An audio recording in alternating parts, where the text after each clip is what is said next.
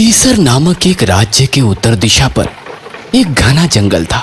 उसे पार करके जाने पर एक खाई आती है। बर्मा नगर से आने वाले लोग उस खाई में निवास करते हैं, इसलिए उस खाई का नाम बर्मा खाई पड़ा। मगर बाहर के लोग उस खाई को भूतों का खाई कहते हैं, क्योंकि उस खाई में बाहर वालों का जाना मना है। भूतों का वो खाई तीनों ओर पहाड़ों से घिरा हुआ है। सिर्फ एक ही और खाई के अंदर प्रवेश का मार्ग है। उस मार्ग के द्वार पर दो लोग पहरा देते हैं हमेशा।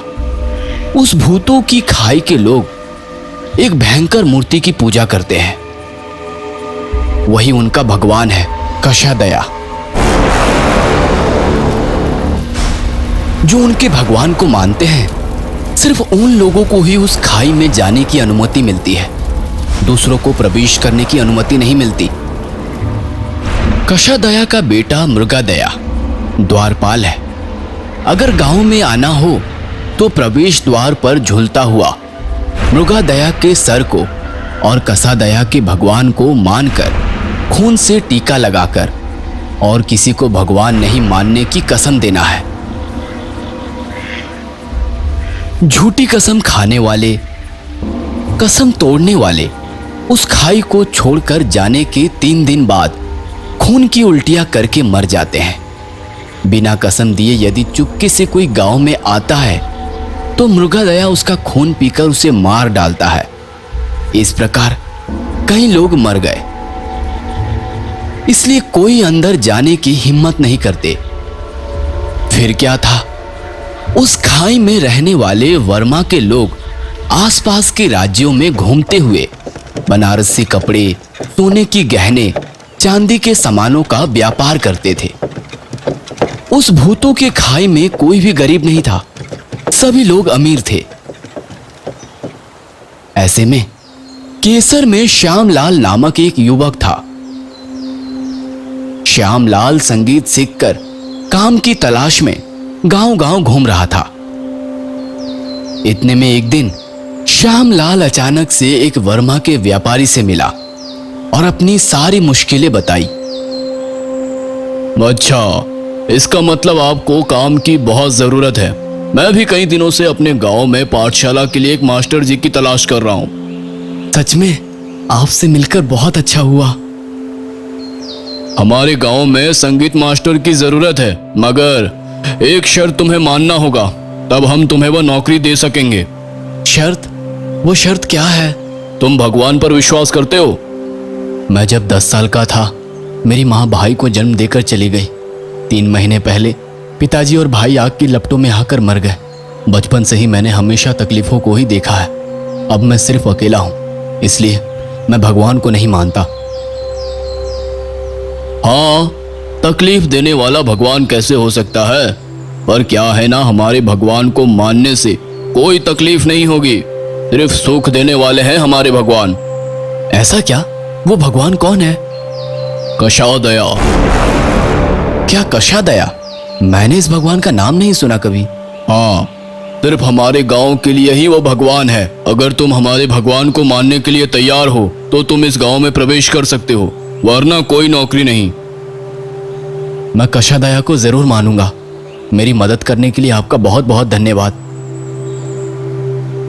ठीक है, तो फिर तुम अपने सामान के साथ पूर्णिमा में हमारे गांव आ जाओ। तब तक मैं अपने गांव में तुम्हारे लिए कोई रहने की व्यवस्था करूंगा। और हाँ, हमारे गांव के द्वार पर तुम्हें रोक लेंगे, तब तुम उन लोगों को मेरा नाम बताना। ठीक है, पर आपने अपना नाम ही नहीं बताया। मेरा नाम तुरा भाई है। कुछ दिनों बाद श्यामलाल अपने सामानों के साथ वर्मा खाई के लिए रवाना हुआ। सारा दिन जंगल के रास्ते से सफर करने के बाद वो काफी थक चुका था।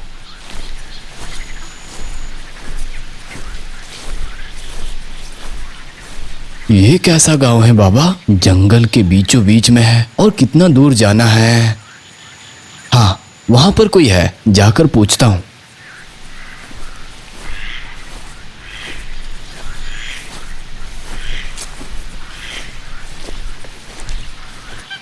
दादी, अरे वो दादी, बर्मा खाई और कितने दूर पर है यहाँ से? उस भूतों की खाई पर मत जाओ, मरोगे, मत जाओ, चले जाओ। मैं बर्मा खाई पूछ रहा हूँ तो दादी भूतों की खाई क्यों कह रही है? शायद बहरी है। यह सोचकर वहां से चलते हुए चला गया। अरे मूर्ख, मैं तुम्हें ही कह रही हूँ, उस भूतों की खाई पर मत जाओ, मरोगे, पीछे मुड़ जाओ। थोड़ी देर बाद गांव के द्वार पर पहुंचा। द्वारपाल को तुरा भाई के बारे में बताया। वे लोग तुरा भाई को खबर भेजे।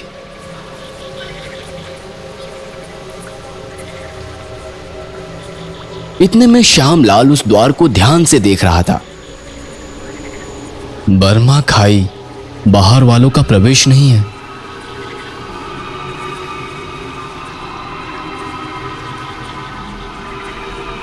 बाप रे, वो सिर कितना भयंकर लग रहा है।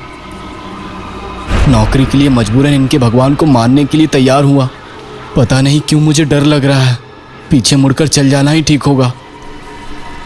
ऐसा सोचने ही लगा कि वहां पर तुरा भाई आ गया। श्यामलाल, तुम आ गए। हमारा वर्मा खाई तुम्हारा स्वागत करता है। तुरा भाई, आपको देखने के बाद हिम्मत आई। उस द्वारपाल को और उस भयंकर सर को देखने में बहुत डर लग रहा था। मैं अपनी गांव चला जाऊंगा सोचा। नहीं नहीं, बहुत गलत बात है। माफ करना मृगोदया, माफ करना। श्यामलाल, वह मूर्ति मृगोदया की है। यही हमारे गांव के दामन में रहने वाले देवता हैं। कृष्णदया छोटा बेटा है। इनके पास कसम देने से ही गांव के अंदर प्रवेश कर सकते हो। मैं जैसा कह रहा हूं तुम वैसा ही करो। तुरा भाई के कहे मुताबिक ही श्यामलाल ने अपने खून से शपथ ली। श्यामलाल, मैं जैसा कह रहा हूं तुम वैसा कहो। अब से मैं कशादया का गुलाम हूं। कशादया के अलावा मैं किसी और को नहीं पूजूंगा। अगर मैं अपनी बात से पलटूं तो कशादया मेरे प्राणों को हर सकते हैं। जय हो कशादया।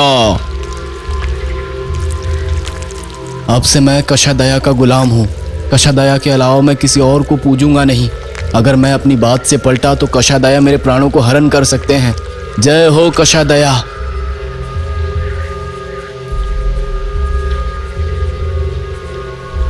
तुरा भाई, अब हम कहाँ जा रहे हैं? कशादया के बड़े बेटे, गांव के अंदर रखवाले करने वाले पशु अद्या के मंडप के पास जा रहे हैं।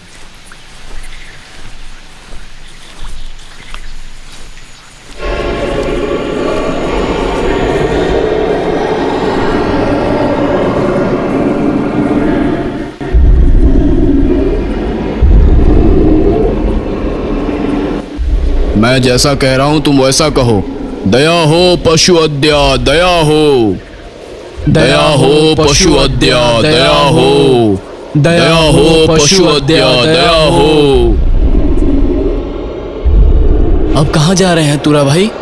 हमारे भगवान कशादया मंडप के पास।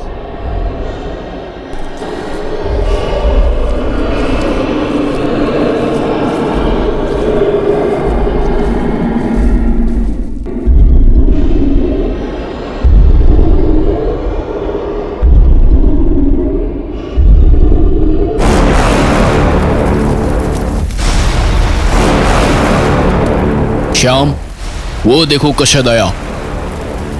उस पानी में तुम्हारे खून से रंगे हाथों को रखकर अब से मैं तुम्हारा गुलाम हूं कशादया। बोलो।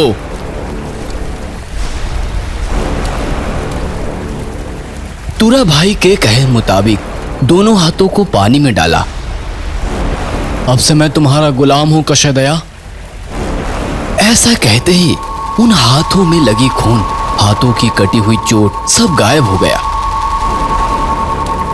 श्यामलाल अपनी हाथों को आश्चर्य से देख रहा था। तभी देखा कशादया की महिमा। ये तो बहुत ही अजीब है तुरा भाई। अब से तुम वर्मा खाई के वासी हो। श्यामलाल सावधान, हमारे गांव के मुखिया जियाजी है। उनके अनुमति के बगैर बाहर मत जाना। ठीक है तुरा भाई, मैं बहुत थक गया हूँ। मेरे रहने की जगह देखिए, मैं जाकर थोड़ा आराम करूंगा।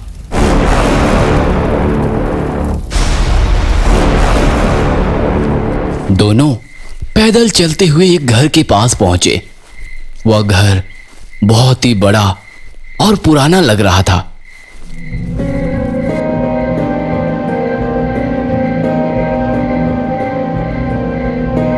बहुत बड़ा घर है, मेरे अकेले के लिए इतना बड़ा क्यों? हमारे गांव में जो भी संगीत मास्टर आते हैं हम उनको रहने के लिए यही घर देते हैं। कल सुबह मैं आकर अपने गांव की पाठशाला में ले चलूंगा। अब चलते हैं। चले जाइएगा, थोड़ी देर घर पर बैठ कर जाइए। नहीं नहीं, फिर कभी आऊंगा, अब चलता हूं।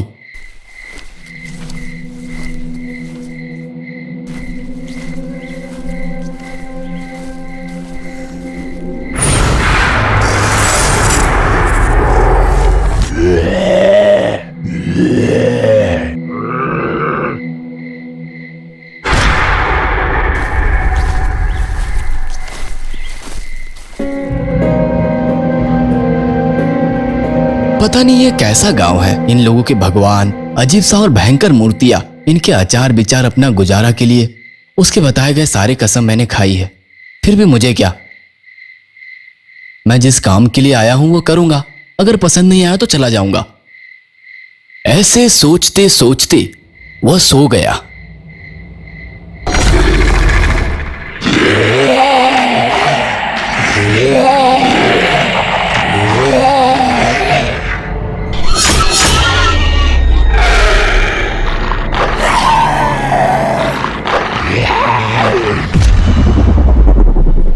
अगले दिन तूरा भाई आया।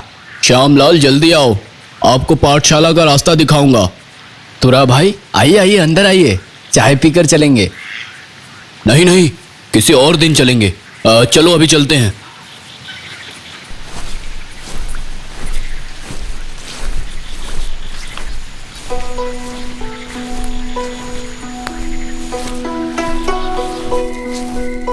इस प्रकार हर दिन पाठशाला में संगीत सिखाकर घर आता था। कुछ दिनों में उसी पाठशाला में नाट्य सिखाने वाली हेमा से श्यामलाल की दोस्ती हो गई।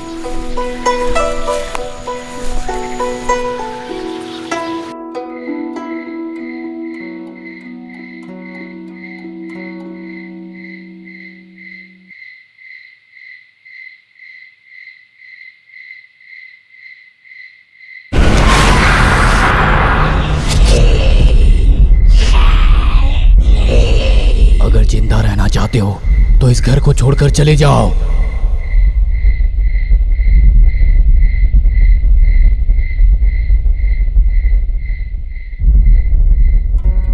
श्याम और हेमा पाठशाला के खत्म होने के बाद घर लौटकर आ रहे थे।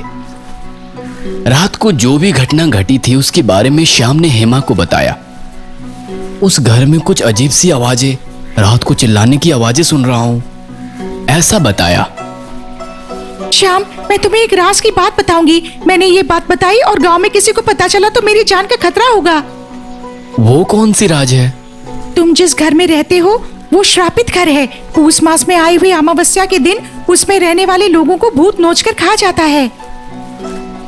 मगर अब तक तुम इस बात को क्यों नहीं बताई? बताकर कोई फायदा नहीं होगा श्याम। जया जी तुम्हें गांव छोड़कर जाने नहीं देगा। अगर उसकी बात को टालकर जाना चाहोगे तो 3 दिन में खून की उल्टियां करके मर जाओगे। गांव में रहने पर भूत तुम्हें नोचकर खा जाएगा। तो क्या मेरे बचने का कोई और रास्ता नहीं है हेमा? नहीं है। तुमने इस भूतिया खाई में आकर बहुत बड़ी गलती कर दी। मेरे पिताजी को इस गांव के बारे में पता नहीं था। इस गांव में वर्मा से आकर फंस गए। वे लोग जिसे पूछते हैं वो भगवान नहीं, शैतान है।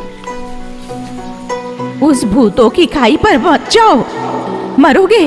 मत जाओ, चले जाओ। उस दिन दादी माँ बोली थी कि मत जाओ, वो भूतों का खाई है, लेकिन मैंने अनसुना कर दिया। कौन दादी? इस गांव के दामन के कुछ मील दूरी पर एक दादी ने बताया था। गांव के मुखिया जया जी के सामने कशादया को कितने दिनों में इस गांव में फिर लौटकर आओगे, ये शपथ दिए बिना तुम इस गांव के दामन को पार नहीं कर सकते। अगर बिना शपथ दिए गए तो 3 दिन में खून की उल्टियां करके मर जाओगे।